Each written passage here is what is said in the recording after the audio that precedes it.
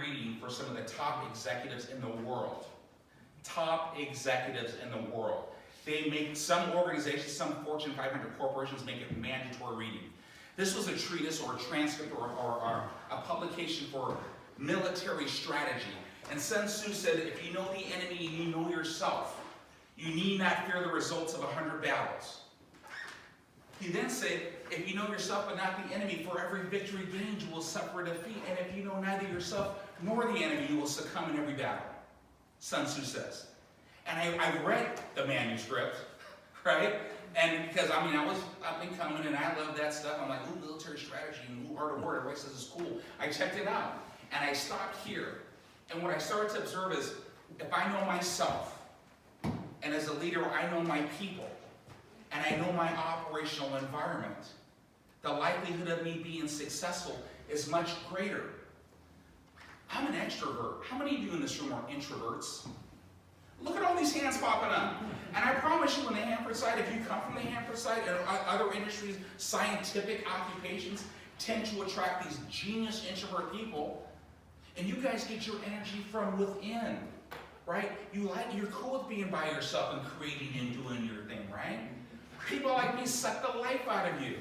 I'm like a social vampire. I know you can take me maybe, what, an hour's worth of this? But after that, you'll be like, Carly, my student, my former student, she endured, she should get my Purple Heart. She just graduated. Carly, I'm very proud of her, one of my best students, right? I mean, but think of this in a workplace. When you're not aware that you're always talking over people, you're sucking up all that air volume, right? You're not engaging your people who are not necessarily ready to jump on top of your air volume to get theirs. They're like, no, just keep talking. I don't have nothing to say. You're not engaging your people. So when we talk about self-analysis or personal awareness, know that you're an extrovert or know that you're an introvert. If you're an introvert and you want to be successful, you have to come out, engage, then come back in and re-energize, plug in. That's how we do as introverts. Introverts gets their energy internally. Extroverts gets their energy externally, which means when you say, yay, or M.Semi, I feel good. And I get, that's a hint, I'm kidding. Let's go. Now see what happened? I'm blushing, I'm trying to work with you. All right, you guys got me. So, Sun Tzu says, know your enemy and know yourself. Meaning, know yourself and know your people. If you want to be a successful leader, you literally have to do it. How many people would say that in their careers, is anyone here in leadership? That you can say you're in leadership or management? We have a couple, we have a few. How many of you have deliberately sat down and taken a dedicated inventory of what your leadership abilities are? Literally wrote it down, took inventory, reflected, and made some changes. Anybody? Good for you. You're part of the few.